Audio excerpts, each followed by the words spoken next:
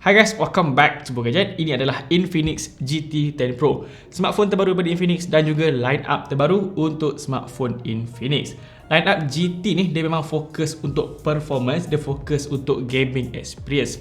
Pada pendapat aku lah, smartphone ni adalah smartphone yang memiliki performance paling padu untuk harga bawah RM1,000 setakat ini. Yep, bawah RM1,000.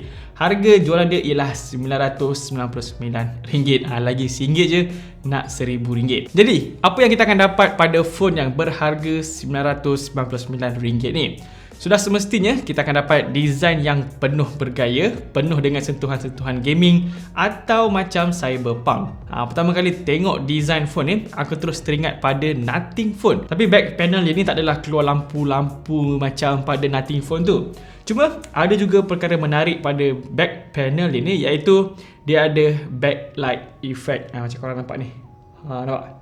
Nice kan dia punya backlight effect tu. Dia banyak fungsi dia. Yang aku tengah try ni ialah dia follow music rhythm. Dia follow rentak music. Memang cool gila lampu dia ni. Dan dia banyak function. Contoh macam incoming call, notification, of course, kemudian untuk charging. Dan kalau main game pun dia akan menyala dekat belakang tu. Cool gila kan? Memang nice. Design Infinix GT 10 Pro ni dia tak besar dan tak kecil sangat. Dia sedang-sedang je. Body dia pun agak nipis. So kalau pegang phone ni dia rasa best je lah, rasa solid. Beralih ke bahagian depan dia, kita akan disajikan dengan display yang sangat mewah untuk phone yang harga jualan dia bawah RM1,000 macam ni.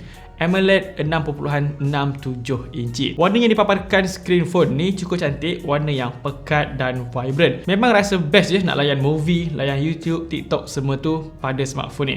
Kemudian refresh rate dia pun tinggi, iaitu 120Hz refresh rate. Dia sentiasa rasa smooth dan laju je lah kalau kita nak scrolling pada screen smartphone ni, sebab refresh rate dia yang tinggi. Untuk brightness dia pada tahap yang baik, dia ada brightness yang tinggi iaitu 900 nits. Jadi kalau ada brightness yang tinggi macam ni memang tak ada masalah kalau kita nak tengok smartphone pada tempat yang terang lah, pada tempat yang penuh dengan cahaya matahari. Sebab walaupun tempat yang terang, kita still dapat tengok screen smartphone ni dengan baik lah, dapat tengok konten smartphone ni dengan jelas dan juga terang. Dan apa yang buatkan smartphone ni rasa dan juga kelihatan lebih mewah ialah dia ada fingerprint in display. Dan dia bukan saja memiliki display yang mewah, Infinix GT 10 Pro juga hadir dengan stereo speaker. So dia ada dua speaker, satu kat atas dan satu kat bawah. Untuk smartphone bawah RM1,000 macam ni, kemudian ada stereo speaker, memang satu kelebihan lah untuk smartphone ni. Cuma kali ni dia tak ditala oleh mana-mana third party lah, macam sebelum ni Infinix Note 30 Pro ditala oleh JBL untuk dia punya speaker, dia tuned by JBL. Tapi kali ni dia punya speaker memang dari Infinix tersendiri, dan walaupun dia tak ditune oleh JBL, dia punya speaker tetap sedap, bunyi dia tetap lantang, bass dia tetap dengar.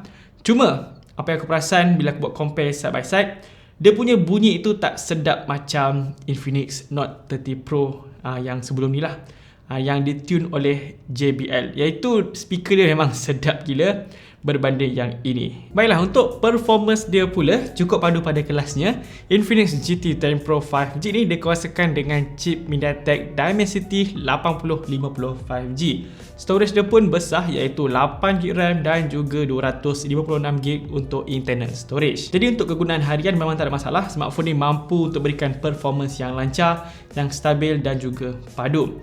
Dan kalau anda semua nak tahu sehebat mana Dimensity 8050 5G ni, kalau kita compare dengan Snapdragon 778G 5G, MediaTek Dimensity 8050 5G ni lebih hebat, lebih unggul dari segala sudut. Dan kalau anda semua nak tahu juga smartphone apa yang gunakan Snapdragon 778G pada tahun ni, iaitu Oppo Reno 10 Pro dan juga Huawei Nova 11 Pro. Untuk smartphone tu adalah dijual dengan harga RM2,000 ke atas. Tapi dia punya chipset rendah sedikit berbanding Dimensity 8050. Itu kalau kita buat perbandingan di antara chipset dan juga chipset lah. Kalau di antara smartphone tak boleh lah, sebab ini adalah smartphone mid-range budget, manakala yang dua smartphone tadi tu adalah smartphone mid-range yang premium. Tapi untuk dia punya chipset tu, Dimensity 8050 ni lebih padu berbanding Snapdragon 778G. Tapi no wonder jugalah sebab Snapdragon 778G tu dia dah keluar 2 tahun lepas. 2 tahun lebih dah dia punya chipset tu. Cuma ada beberapa smartphone sekarang yang masih gunakan chipset yang padu dari Snapdragon tu. Baiklah, berbalik semula kepada Infinix GT 10 Pro. Untuk performance gaming pada phone ni agak surprise juga, yang mana dia mampu untuk berikan tetapan grafik dan FPS yang tinggi. Untuk game Mobile Legends dia boleh tembus grafik ultra dan refresh rate ultra. Mantap gila. Untuk in-game Mobile Legends, disebabkan game ni ringan je, kita akan dapat performance yang stabil, FPS dia tinggi, FPS dia berada dalam 100 FPS ke atas. Secara peribadi, itu dah sangat padu untuk phone mid-range budget macam ni. So kalau korang memang kaki push rank untuk Mobile Legends, smartphone ni memang sangat sesuai lah untuk korang gamers di sana. Untuk PUBG pula, dia boleh dapat tetapan grafik smooth 90 FPS atau HDR Ultra. Performance pada PUBG juga tetap steady. 90 FPS dia ni memang betul-betul functions, sangat berguna untuk game seperti PUBG ni. Dan untuk game berat sejuta umat ni pula, aku ada main dia dengan tetapan grafik lowest. Cuma performance pada Genshin Impact ni dia kurang stabil sikit sebab dia berat sangat. Apatah lagi kalau tengah lawan, sebab banyak efek yang dikeluarkan oleh karakter ni, oleh game ni.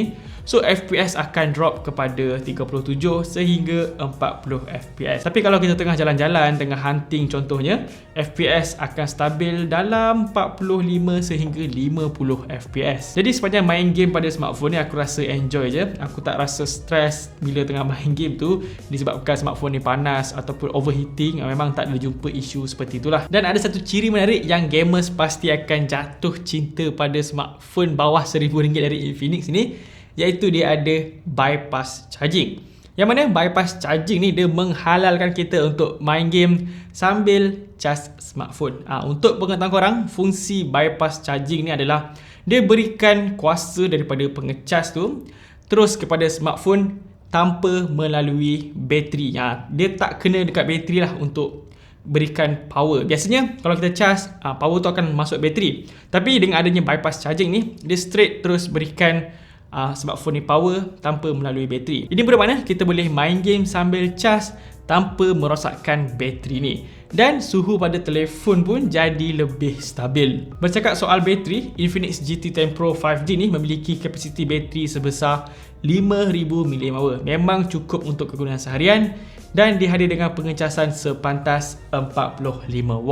Untuk sistem operasi Infinix GT 10 Pro ni, dia menggunakan XOS 13 yang berasaskan Android 13. Apa yang menariknya, XOS pada line up GT ni dia ada special sikit. Kita boleh lihat kat sini, dia tulis XOS for GT. Memang limited edition untuk line up GT sahaja. Apa yang aku perasan pada XOS for GT ni, dia tak ada bloatware, clean gila. Sangat berbeza dengan smartphone Infinix yang pernah kita cuba sebelum-sebelum ni. Dan walaupun smartphone ni dia fokus untuk performance, fokus untuk gaming experience, akan tetapi dia juga memiliki kamera yang cukup padu pada kelasnya. Jadi dihadir dengan 108MP untuk kamera utama, 2MP makro dan 2MP depth camera.